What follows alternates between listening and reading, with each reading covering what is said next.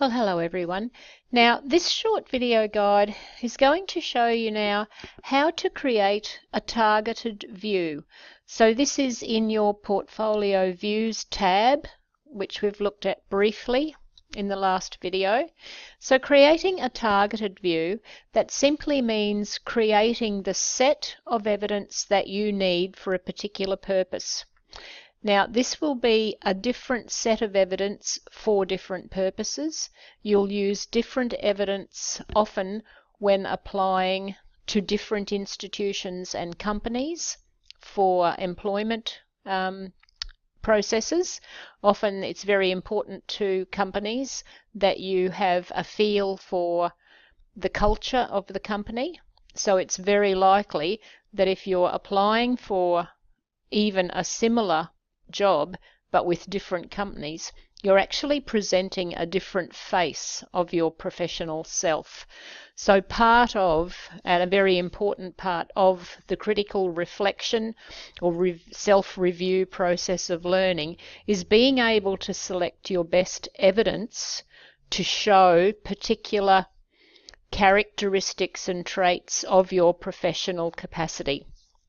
And this guide will show you the process, so just the mechanics of the ePortfolio that lets you do this, because you will have built a number of items. You've added artifacts, you've added experiences, you've uploaded files, you've got various different types of evidence of your capacity in your portfolio, and for different purposes you're pulling together different collections of evidence. Now, at times that is for assessment, if this is being used for your formal learning, and then of course for any audience of your choosing into the future.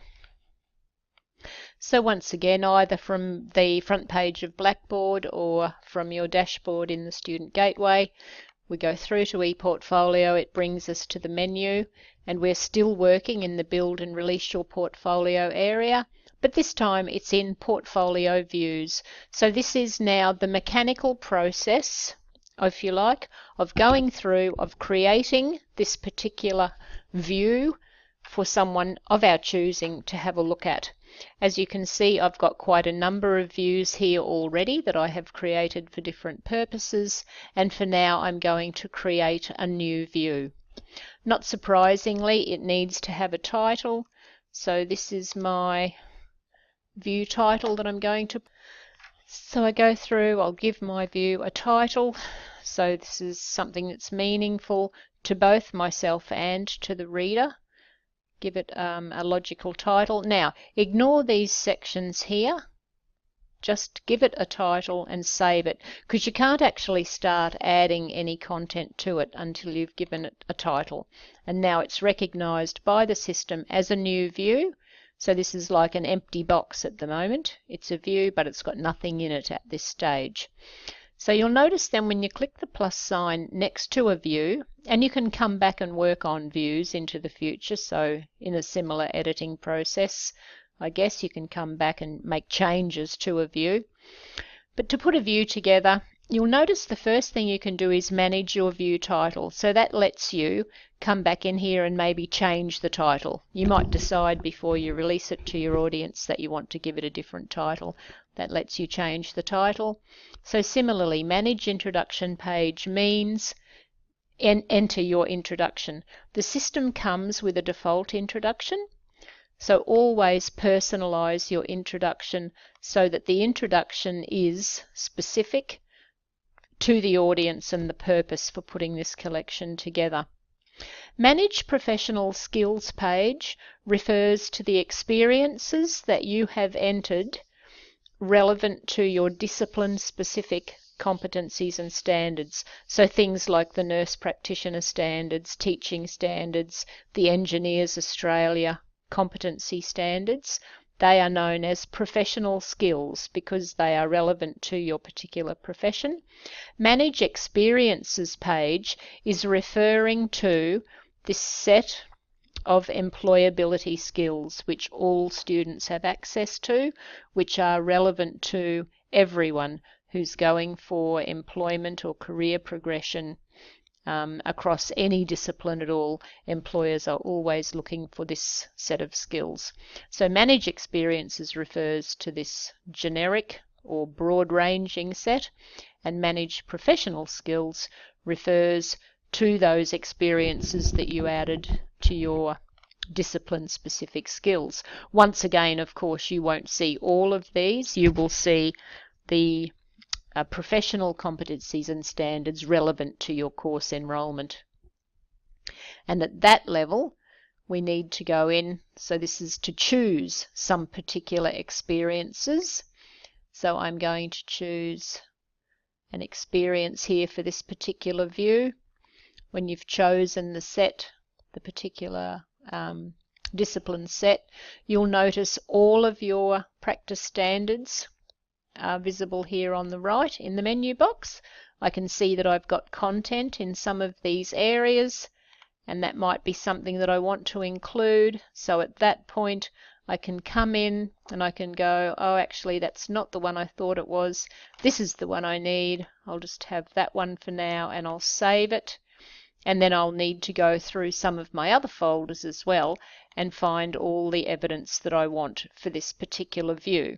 So you go through that process both for your discipline-specific professional skills and the experiences that you have added in these employability skills folders.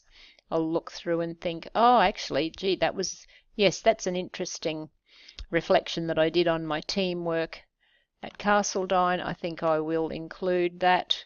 I don't want that one. Oh yes, I might include that one as well. So this is remembering an important part of your reflective process is being able to go through and choose the best evidence you've got for this particular purpose. And you go through and you do that to choose all of your experiences for this view. Once you're happy that you've got the ones you want, you can move on now and choose some artifacts. So I come in here and I can see I've got all of my artifacts are listed here, and I would just be choosing the one or two or few that I want for this particular purpose. So yes, I want that one. I don't need any of those. I better include that one. So once again, it's about making your choices, selecting the best evidence that you've got. Oh yes, I need to show them I've got a first aid certificate. I better add that one too. Once you're happy that you've got the ones you want, you can save. You can always come back and add more or take some of these out. You can come back and edit it as often as you wish. Now you'll notice you can also manage your resume page. So if you have used Resume Builder in your portfolio, you can choose items from your resume page to include.